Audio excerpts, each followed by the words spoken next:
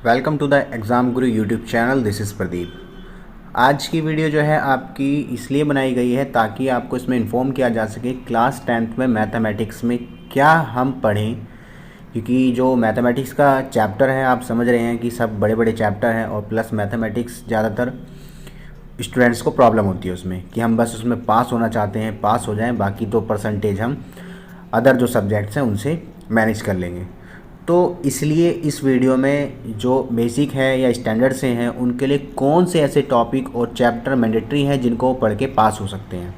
ठीक है, तो देखिए उसी के लिए वीडियो है। जिनको लग रहा है कि अब क्योंकि एग्ज़ाम आपका 21 मार्च को डिक्लेयर हो ही चुका है, ज़्यादा दिन बचे नहीं हैं, लग रहा है कि आपको शायद लुटिया डूब सकती है, दैट मीन हो सकता है कि कहीं बैक ना लग जाए मैथ में, तो उसके लिए कुछ ऐसे आपको मैं एक selected topic and selected chapter बताऊंगा जिसको आप अगर कर लें, वो आसान भी हैं, ज़्यादा टाइम नहीं लगेगा करने में, और उसे करने से आपके चैप्टर कंप्लीट भी हो जाएंगे और आप आसानी से पास भी हो जाएंगे। तो कौन कौन से हैं, सबसे पहले आपको बता दें, जैसे का ये सिस्टम है कि आपका जो अलजेब्रा आ रहा है वो 6 मार्क्स, नंबर सिस्टम 6 का है, अलजेब्रा 20 का है, कोऑर्डिनेट ज्योमेट्री 6 का है और ये पूरा 80 मार्क्स का इस तरीके से। अब बच्चों को लग रहा होगा कि हम खाली अलजेब्रा पढ़ लें और उसके बाद ज्योमेट्री पढ़ लें तो ही हमारे 35 आ जाएंगे। देखिए अलजेब्रा कोई एक चैप्टर नहीं है, ये यूनिट्स होती हैं। ठीक है, इसके अंदर 3-4 चैप्टर्स होते हैं। तो अब मैं आपको ब्रीफली बताता हूँ कौन से चैप्टर करें और कौन सा क्वेश्चन करेंगे तो ज़्यादा बेस्ट रहेगा। देखिए सबसे पहले आपके मैं बात करूँ फर्स्ट चैप्टर, टोटल आपको पता है 15 चैप्टर है मैथमेटिक्स में क्लास 10th में। पहला चैप्टर है रियल नंबर। रियल नंबर में आप क्या करेंगे, रियल नंबर में आप एक्सरसाइज, सबसे पहले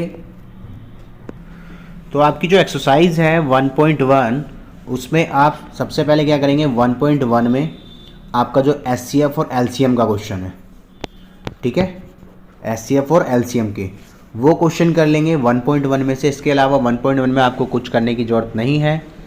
उसके बाद बात करें 1.2 में, तो 1.2 में भी आपका एचसीएफ एलसीएम है, फैक्टर है, उसमें से आप पहला और दूसरा क्वेश्चन कर सकते हैं। ठीक है, जिसमें आपका ये प्रूफ करना होता है ना, क्या आपका a into b is equal to HCF into LCM, इस तरीके के क्वेश्चन को प्रैक्टिस कर लेना। उसके बाद 1.3 में आपका जो क्वेश्चन आएगा, 1.3 में सिर्फ और सिर्फ आपको इन 3 क्वेश्चन की प्रैक्टिस करनी है, √2, √3 और √5। ठीक है, क्या करना होगा, prove that √2 is a irrational number. ठीक है, तो ये आप कर लेंगे, यही क्वेश्चन बहुत है, इसके अलावा आपको फर्स्ट चैप्टर में कुछ करने की ज़रूरत नहीं है, इससे आपका काम आसानी से हो जाएगा। सेकंड चैप्टर आपका आता है अलजेब्रा में पॉलिनॉमियल्स। जो पॉलिनॉमियल है उसके अंदर क्या है, आपको देखो zero of the polynomial relation between the zeros and coefficient of the quadratic polynomials, यानी कि इसमें आपका जैसे इक्वेशन होती है क्या, x² + 5x + 6। ठीक है, इसके x निकालने होता है, x की वैल्यू, जीरोस निकालने होते हैं, फिर उसको वेरीफाई करना होता है। तो आप सिर्फ इस तरह की इक्वेशन ही सॉल्व कर लेंगे तो भी आपका इस चैप्टर का समझिए 80% कंप्लीट हो जाना है। ठीक है, तो जो इस तरीके के क्वेश्चन होते हैं जीरोस निकालने वाले, उसकी आप क्या करेंगे, प्रैक्टिस कर लेना। सेकंड चैप्टर ये हो जाएगा, कोई बड़ी चीज़ नहीं है। 2 चैप्टर हो गए। तीसरा चैप्टर आपका आता है pair and linear equation 2 variable. इसमें आपको 3 मेथड होते थे, जिसमें x + y = 6, x - y = 2, और हमें इसका क्या करना पड़ता था, वैल्यू निकालनी पड़ती थी x और y की। ठीक है, तो जब हम x और y की वैल्यू निकालते थे, हमारे पास इसे निकालने के 3 मेथड होते थे, क्या, एलिमिनेशन, सब्स्टिट्यूशन, क्रॉस मल्टीप्लिकेशन। तो एलिमिनेशन मेथड है, सब्स्टिट्यूशन मेथड है, क्रॉस मल्टीप्लिकेशन मेथड नहीं है, तो उसको छोड़ देना, सिर्फ 2 मेथड कर लेना, एलिमिनेशन और सब्स्टिट्यूशन। ओके, बस ये कर लोगे, इसमें भी आपका कंप्लीट हो जाएगा। उसके बाद बात करें तीसरे के 3 चैप्टर हो गए, and the 4th chapter is quadratic equation. Quadratic equation में क्या है आपका, इसको बच्चों को थोड़ा टफ लगता है, तो अगर आप इसको चाहें तो इसमें एक सिंपल सा बस ये फॉर्मूला याद कर लें, -b + रूट के अंदर b² - 4ac। ठीक है, और पूरे के अपॉन में 2a, ये आपकी x की वैल्यू निकलती है। इसके बेस पे आप क्वेश्चन कर लेंगे तो भी आपका ये समझिए 70% चैप्टर कंप्लीट हो जाएगा। ठीक है, तो इसमें जो इस क्वेश्चन से निकलेंगे सवाल, उनको आप सॉल्व कर लेना।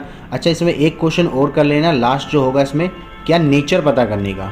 नेचर का मतलब b square minus 4ac is equal to 0 है, तो इसके इक्वल रूट्स होंगे। B square minus 4ac less than 0 है, तो इसके कोई रूट्स नहीं होंगे। और तीसरा है b square minus 4ac more than 0 है, इसका मतलब 2 डिफरेंट रूल होंगे रूट्स। तो इस तरीके के बस ये आपको 2 क्वेश्चन करने इस चैप्टर में, इसके अलावा आप इसमें और कुछ मत करना। अर्थमेटिक प्रोग्रेस एपी है, एपी में आपको पता है मैंने बताया था, एक तो an निकालना आना चाहिए, उसके बाद फिर आपको sn निकालना आना चाहिए। an के लिए a plus n minus 1 into d है, उसके बाद इसमें आपका n/2 2a plus n minus 1 into d, इसका ये फॉर्मूला है। एक l वाला भी फॉर्मूला होता है। इसके बेस पे 2-3 क्वेश्चन की प्रैक्टिस कर लेंगे आप, ये भी चैप्टर आपका कंप्लीट हो ही जाएगा। उसके बाद बात करें हम क्या, कोऑर्डिनेट ज्योमेट्री में आपका सबसे पहले आता है कोऑर्डिनेट ज्योमेट्री में, जैसे कि आप देखें लिखा है इसमें क्या, concept of the coordinate geometry graphs linear equation distance formula section formula. भैया आपको डिस्टेंस फार्मूला आना चाहिए। डिस्टेंस फार्मूला वही होता है रूट के अंदर x2 माइनस x1 का whole square, y2 minus y1 का होल स्क्वायर। और सेक्शन फार्मूला जो है आपका, सेक्शन फार्मूला आप जानते हो, जिसमें हमें क्या करना पड़ता है, m1 m2 निकालना पड़ता है। ठीक है, उसमें आपका यही होता है ना, यहाँ पे m1 और m2 2 पॉइंट दिए होते हैं, x1 y1 और x2 y2। सेक्शन फार्मूला वही है m1 x2 plus m2 x1 upon में m1 प्लस m2। तो इसके एक क्वेश्चन कर लेना, ऐसे y का लग जाएगा y वाली जगह, एक क्वेश्चन इसका कर लेना, और उसके बाद फिर आप एक क्वेश्चन इसका भी प्रैक्टिस कर लेना, जिसमें आपको क्या करना होता है, m और n की वैल्यू निकालनी पड़ती है। यानी कि उसमें क्या करते हैं, हमारा k/1 मान लेते हैं। ये कोऑर्डिनेट दिए होंगे, ये कोऑर्डिनेट दिए होंगे और ये भी कोऑर्डिनेट दिए होते हैं, k की वैल्यू निकालनी होती है। एक क्वेश्चन इसकी भी प्रैक्टिस कर लेना, ये भी मोस्ट इंपॉर्टेंट है। ठीक है,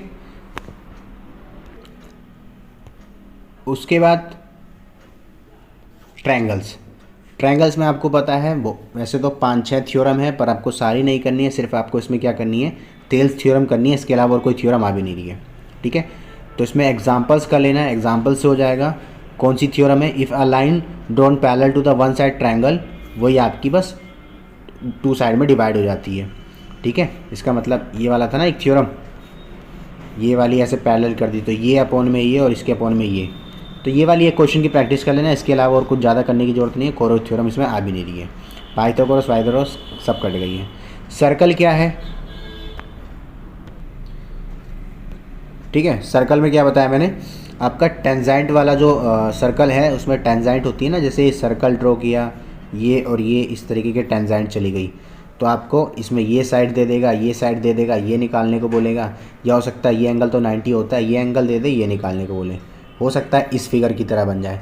तो मतलब जो इस तरीके के फिगर बनेंगे उनके 1-2 क्वेश्चन की प्रैक्टिस कर लेना, उतना आपके लिए इनफ हो जाएगा। ठीक है, उसके बाद फिर हम आते हैं ट्रिग्नोमेट्री पे। ट्रिग्नोमेट्री में क्या है आप देखेंगे, trigonometric ratio acute angle right angle triangle prove there the well defined motivate and the ratio which were the, यानी आपको 0 से 90 तक की वैल्यू निकाल लेनी है। इसमें क्या करना है आपको 8.1 और 8.2 के क्वेश्चन कर लेना बस, इसके अलावा कुछ ज़्यादा करने की ज़रूरत नहीं है बेसिक स्टैंडर्ड में नॉर्मली। ठीक है, इसमें आपका किस बेस पे क्वेश्चन आएगा, वैल्यूज़ के बेस पे आएंगे, वैल्यूज़ के बेस पे आ जाएंगे। उसके बाद फिर आपका फॉर्मूले होते हैं sine square theta plus cos square theta is equal to 1, इसके बेस पे क्वेश्चन बन जाएगा। मतलब सिंपल क्वेश्चन बनेगा, इसमें कुछ ऐसा बहुत टफ नहीं बनेगा। ठीक है, चलिए आते हैं अगला, ट्रिग्नोमेट्रिक आइडेंटिटीज कौन सी आएगी, prove the an application the identity. देखो भैया sine square theta plus cos square theta is equal to 1, यानी कि sine square A plus cos square is equal to 1। इसमें ज़्यादा कुछ करना मत, 8.1 8.2 कर लेना, 3-4 छोड़ देना। Height and distance, angle of the elevation, angle of the depression, इस डिस्पर्जन। देखो इसमें क्या है, पहली बात तो इसमें 16 क्वेश्चन नहीं आ रहा है, 10 क्वेश्चन नहीं आ रहा है, 11 क्वेश्चन नहीं आ रहा है, तो आप इन क्वेश्चनों को छोड़ करके इसमें भी 2-3 क्वेश्चन ट्राई कर लेना। एंगल देखो क्या दिया है, 30, 45 एंड 60। मोस्टली क्वेश्चन जो आपका बनेगा इस तरीके का और इस तरीके का बन सकता है, या फिर एक ग्राफ आपका जो ऐसा बनता है, ठीक है, और एक फिगर ये है, ये वाला, इस तरीके के फिगर के क्वेश्चन कर लेना। एक इसमें पेड़ टूटने वाला जो दे रखा है आपका, जो ट्री है वो बीच में से ब्रेक हो जाता है, वो वाला क्वेश्चन कर लेना, ठीक है। एरिया रिलेटेड टू सर्कल, इसमें आप छोड़ भी सकते हो, केस स्टडी वाला क्वेश्चन है, कोई ज़्यादा बड़ी बात भी नहीं है। एरिया रिलेटेड टू सर्कल्स आप इसे कर सकते हो, एरिया रिलेटेड टू सर्कल्स में, ठीक है। ये आपका वही है, इसमें आपका कोई फिगर दे दिया, फॉर एग्जांपल एक ये ट्रायंगल बना दिया और ये दे दिया का find the area of shaded region, तो इस तरीके के क्वेश्चन इसमें आएंगे, ठीक है। इसके बाद फिर इसमें आपका area of sector, area of sector मैं आपको बता चुका हूँ, θ/360 गुणा में πr², ठीक है। ग्रास वाला है, घोड़े वाला क्वेश्चन है, उसमें आई थिंक 7वां-8वां क्वेश्चन होगा, आपको उसमें दे रखा होगा एक घोड़ा है और किस तरीके से उसमें चारों तरफ से उसको स्क्वायर शेप में फील्ड है, देखिए इस तरीके की फील्ड है, इसमें घोड़ा बंधा हुआ है, तो इतना वो एरिया क्या करता है, ग्रासिंग करता है, तो कितना एरिया निकालेंगे 90 डिग्री थीटा मान के। तो ये क्वेश्चन की प्रैक्टिस कर लेना। बात करें सरफेस एरिया में, तो देखिए सरफेस एरिया में आपका क्या आ रहा है, cube, cuboid, sphere, hemisphere, right circular, cylinder, कौन, बस आपका फ्रस्टम नहीं आ रहा है, ठीक है। अब इसमें क्या निकलेंगे, इनके 3 ही चीज़ निकलती हैं, पहला volume, curve surface area, total surface area, इसके अलावा कुछ होगा नहीं, चाहे वो आपका स्फीयर हो, कौन हो या फिर आपका सिलेंडर हो, कुछ भी हो। Volume, curve surface area, total surface area, okay.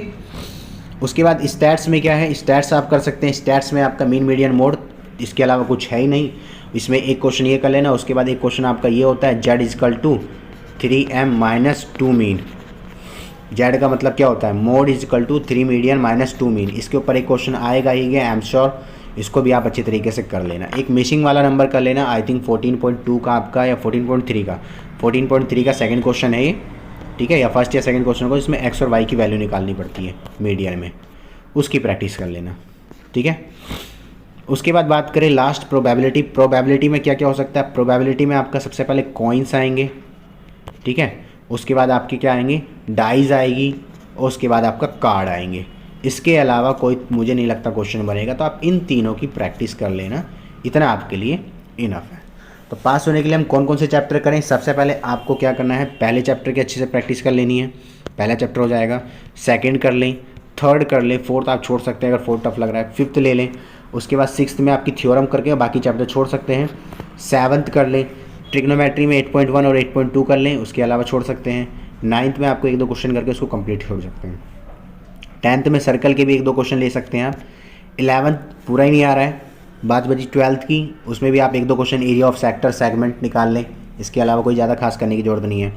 13 में आपका मैंने बता दिया कौन, सिलेंडर, क्यूब, क्यूबॉइड और स्पेयर, हेमिस्फीयर, इसके क्वेश्चन कर लें। प्रोबेबिलिटी में आप क्या कर सकते हैं फिर, कार्ड वाले, उसके बाद आपका कॉइन्स एंड डाइस, इसके क्वेश्चन कर लें। बचा स्टैटिस्टिक में आपका मीन मीडियन मोड, उसमें जिसमें मिसिंग नंबर होता है, बस वो कर लें। तो डियर स्टूडेंट, अगर आप इतना कर लेते हैं तो मैं 100% गारंटी देता हूँ आपकी, समझ लीजिए आपकी, फिर आपको कोई इसमें फेल नहीं कर सकता, आराम से पास हो जाएंगे, हो सकता है आपके अच्छे नंबर भी आ जाएँ, ठीक है। पेपर कोई ज़्यादा टफ होना नहीं है, ठीक ठाक ही रहेगा, मॉडरेट लेवल का, ना ज़्यादा सिंपल रहेगा ना ज़्यादा हार्ड रहेगा, और बस आप प्रैक्टिस करिएगा। अगर किसी भी तरीके की किसी भी एक्सरसाइज में क्वेश्चंस में कुछ भी प्रॉब्लम है तो आप कमेंट कर दीजिएगा, मैं उसका सॉल्यूशन एक्सप्लेन करके वीडियो अपलोड कर दूंगा, ठीक है। बाकी चैप्टर वाइज मैंने प्लेलिस्ट बना रखी है, अगर आपने नहीं देखी तो आप वो भी देख सकते हैं। चलिए फ्रेंड्स, फिर अब मिलते हैं नेक्स्ट वीडियो में। अगर कोई भी डाउट हो तो आप क्या करिए, कमेंट बॉक्स में मेंशन कर दीजिएगा। ऑल द बेस्ट, अपने टाइम को मैनेज करें, टाइम वेस्ट ना करें, क्योंकि 21 तारीख बचा है, उसके बाद 21 मार्च के बाद फिर आप आराम से अपना एंजॉय कर सकते हैं, ठीक है। 21 तारीख तक अपना टाइम टेबल बनाइए, रूटीन बनाइए कि आपको कितना आवर्स डेली पढ़ना है। अगर आपकी मैथमेटिक्स टफ लगती है तो मैथ को थोड़ा ज़्यादा टाइम दें, साइंस को उससे थोड़ा कम, बाकी सब्जेक्ट को थोड़ा थोड़ा कम, जैसे आपका जो सब्जेक्ट टफ हो, ओके।